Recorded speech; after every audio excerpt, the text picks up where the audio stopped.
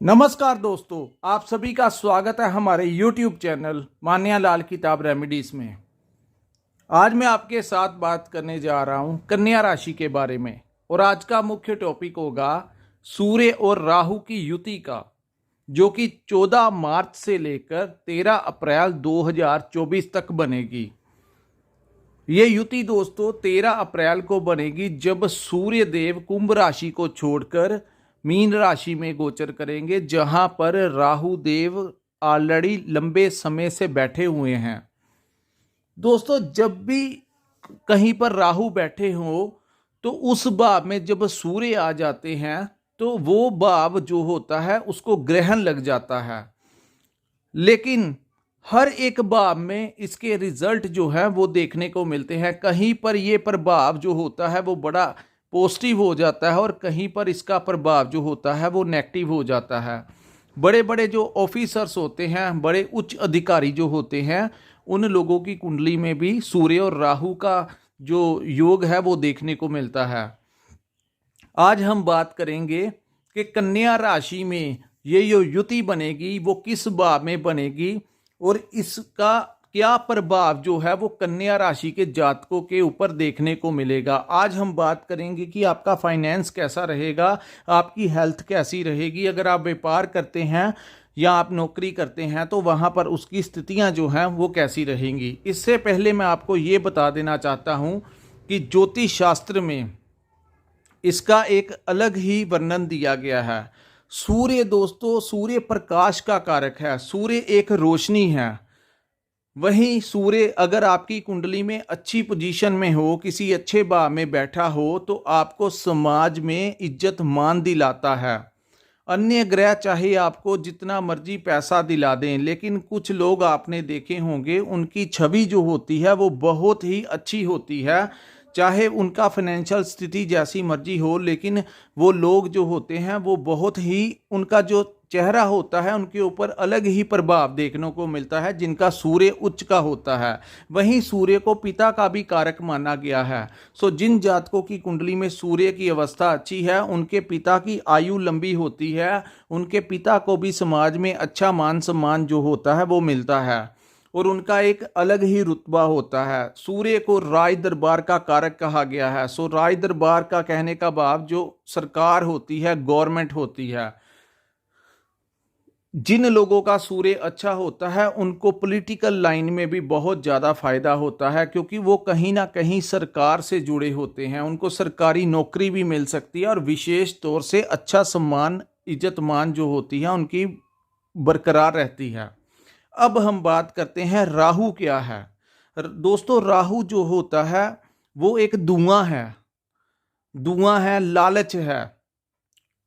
लालच, किसी भी चीज का जो लालच होता है वो राहु है।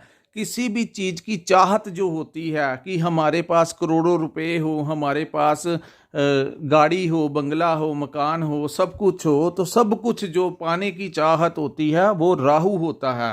इसके उलट, चाहे ये राहु और केतु एक ही हैं, लेकिन जो केतु है वो, उसका भाव होता है हर चीज का त्याग करना। इसलिए जो बड़े बड़े धर्म गुरु होते हैं उनकी कुंडली में केतु की अवस्था जो होती है बहुत अच्छी होती है, जिसकी वजह से उनकी कुंडलिनी जो होती है वो जागृत हो जाती है।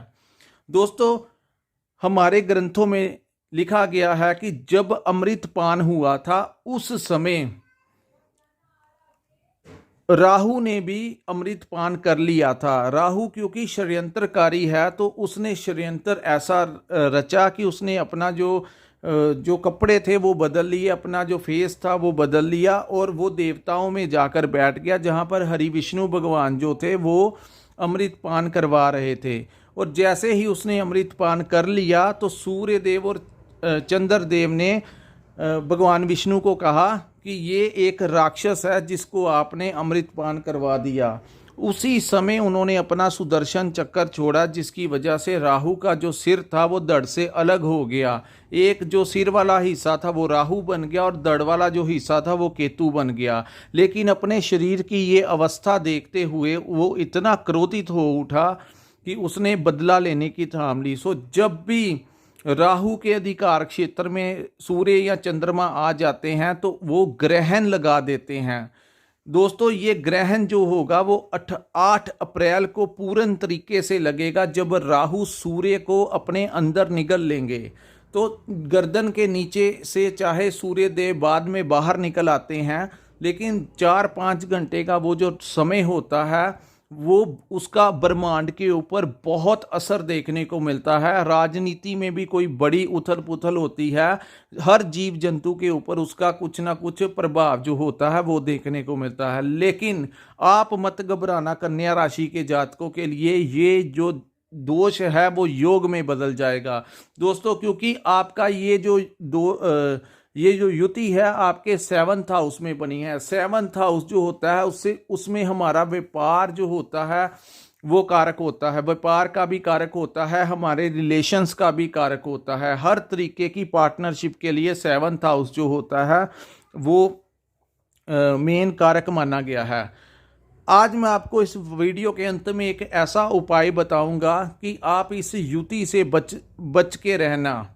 अंत में कुछ ऐसे दिन आएंगे जिस दौरान आपने अपना पूरा ध्यान रखना है, लेकिन इस युति का जो लाभ है उसके बारे में भी बात करेंगे। और जो कुछ दिन जो होता है सावधान रहेंगे आप तो वो आपके लिए बहुत ही अच्छा होगा। सो दोस्तों ये जब युति बनेगी तो इस बार में जब सूर्य देव आ जाएंगे तो यहाँ पर आपके व्यापार में बहुत अच्छा आपको क्लाइंट्स आपके बढ़ेंगे। खास करके जो लोग इंपोर्ट एक्सपोर्ट का काम करते हैं उन लोगों को बहुत ज़्यादा फ़ायदा होगा। जो लोग ऑनलाइन काम करते हैं उन लोगों को बहुत ज़्यादा फ़ायदा होगा। किसी भी तरीके से अगर आपकी आमदन विदेशी मुद्रा के साथ जुड़ी हुई है तो आपको विशेष लाभ ये वाली युति दिखाएगी। वही हम बात करते हैं जो लोग नौकरी करते हैं, नौकरी में दोस्तों वहाँ पर आपका प्रमोशन होने का चांसेस है। खास करके उन जातकों के लिए जिन जातकों की जो मल्टीनेशनल कंपनी में जो लोग काम करते हैं उन लोगों को बहुत ज़्यादा जो प्रमोशन भी हो सकती है और उनके काम को सराहा भी जाएगा। सो दोस्तों ये आपके लिए बहुत ही शुभ संकेत का समय है। लेकिन जैसा कि मैंने आपको बताया कि राहु एक षड्यंत्रकारी ग्रह है। सो जैसे ही अमावस्या आएगी जो कि 8 अप्रैल को आएगी, सो उन दिनों दोस्तों क्योंकि जब ग्रहण का प्रभाव होगा, जब राहु सूर्य देव को निगल लेंगे, कैसा अनुभव होगा जब रोशनी जो प्रकाश होता है वो सूर्य होता है और उस रोशनी के ऊपर जब धुआं पूरा चला जाएगा तो इन्वायरमेंट जो होगा, वातावरण होगा, उसके ऊपर बहुत बड़ा प्रभाव पड़ेगा। सो उन दिनों आपको भी पता है कि मंदिरों के कपाट तक जो होते हैं वो बंद कर दिए जाते हैं। कोई भी मांगलिक कार्य ग्रहण के दौरान नहीं किया जाता। सो इसका ज़्यादा प्रभाव जब राहु डिस्टर्ब करने की कोशिश करेगा वो टाइम होगा 6 अप्रैल से लेकर 12 या 13 अप्रैल तक। कहने का भाव 2-3 दिन पहले और 2-3 दिन बाद जो होगा समय, उसमें आपने अपना बचाव रखना है। कहने का भाव कि आप अगर ट्रैवलिंग पर जा रहे हैं तो वहाँ पर अपने आपका बचाव रखना।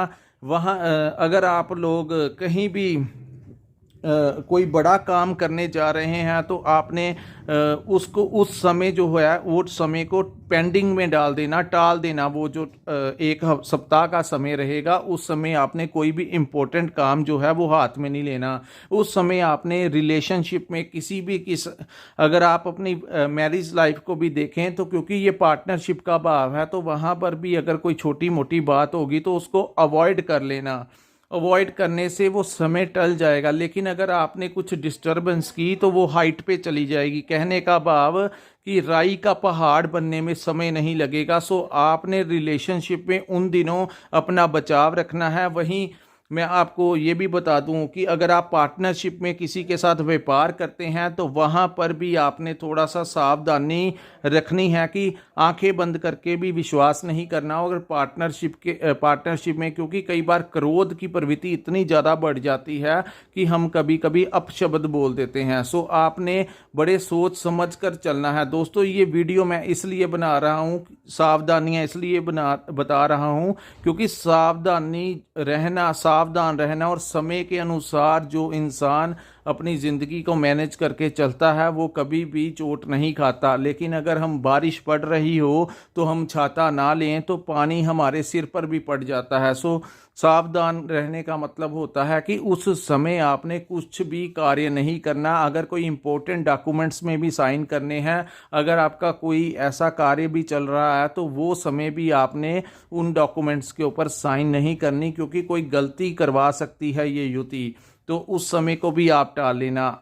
अब मैं आपको ये बताऊंगा कि कौन सा ऐसा उपाय है जो इस ग्रहण काल के समय भी कन्या राशि के जातकों की रक्षा करेगा। दोस्तों, हनुमान जी की शरण में चले जाना। अगर आपको इस युति से उन दिनों में अपना बचाव रखना है तो दोस्तों हनुमान चालीसा का सहारा लेना। अगर उन दिनों आपको कुछ नेगेटिव फीलिंग होती हो, अगर कुछ संकट का समय लग रहा हो तो बजरंग बाण का सहारा लेना, क्योंकि हनुमान जी ही कलयुग में एक ऐसे देवता हैं जिनको चिरंजीवी कहा गया है और हरि भगवान विष्णु ने, भगवान राम ने उनकी ड्यूटी लगाई हुई है। और नव ग्रहों में सभी के द्वारा जो हनुमान जी को आशीर्वाद प्राप्त है कि जो आपकी उपासना करेगा उसको हम ज़्यादा तंग परेशान नहीं करेंगे। सूर्य देव तो उनके गुरु हैं ही, और राहु को भी उन्होंने बजरंग बाण के, जिन लोगों को के ऊपर राहु और केतु की महादशा होती है या शनि का किसी भी ग्रह के द्वारा कोई पीड़ा होती है, अगर वो हनुमान चालीसा का सहारा लेते हैं तो वो नेगेटिव एनर्जी जो आपके ऊपर पड़नी होती है, जिसने आपको डिस्टर्ब करना होता है, काफ़ी हद तक आपके ऊपर से ही निकल जाती है। दोस्तों, ये वो टाइम होगा जो लोग मेडिटेशन करते हैं, वो लोग अपने जिस भी इष्ट को आप मानते हैं, जिस भी गुरु को आप मानते हैं, ग्रहण काल के समय मैं आपसे प्रार्थना करता हूं या आपको एक बात बताता हूं। कहते हैं कि ग्रहण के दौरान जो इंसान पाठ पूजा करता है, मंत्रों का उच्चारण करता है या हनुमान चालीसा पढ़ता है, उसका एक बार किया हुआ उच्चारण जो होता है वो 1000 गुना ज़्यादा उसको उसका फल मिलता है। सो ये वो समय होगा जब आप जाप के ऊपर ध्यान दीजिए, मेडिटेशन कीजिए, जिससे आपके ऊपर अगर कोई दोष भी होगा तो उससे भी आपका बचाव हो जाएगा। सो आपकी हेल्थ को लेकर कोई बड़ा संकट नहीं आएगा। सो दोस्तों, क्योंकि उधर छठे भाव में शनि और मंगल बैठे हुए हैं जो बहुत कुछ संभाल लेंगे, सो नकारात्मकता आपके ऊपर आने के आसार नहीं है। लेकिन फिर भी कभी कभी राहु षड्यंत्र कर जाता है, तो उसके षड्यंत्र से बचने के लिए, अपना बचाव रखने के लिए मैंने ये आपको वीडियो के ज़रिए बताया है, इस माध्यम के ज़रिए। दोस्तों, ये था कन्या राशि के ऊपर राहु और सूर्य की युति का क्या प्रभाव पड़ेगा। अगर आपको हमारा ये एनालिसिस, अगर आपको हमारा ये विश्लेषण अच्छा लगा हो तो हमारे चैनल को लाइक और सब्सक्राइब करना मत भूलिए, और नीचे कमेंट सेक्शन में ज़रूर बताइए दोस्तों कि आपको हमारी वीडियो कैसी लगी। हमें प्यार दीजिए। आपके कमेंट, जब आप कमेंट करते हैं तो हमारे अंदर एक इंस्पिरेशन आता है कि हम आपके लिए नई से नई वीडियो लेकर आए और आपके लिए अच्छी से अच्छी जानकारी, जो सटीक जानकारी है, वो लेके आते रहें।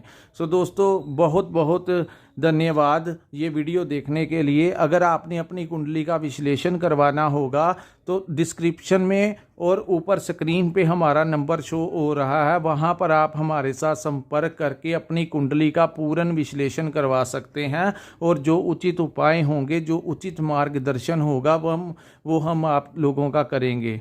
तो दोस्तों, यहीं पे हम अपनी वीडियो को विराम लगाते हैं। नमस्कार, जय माता दी, जय वीर बजरंग बली।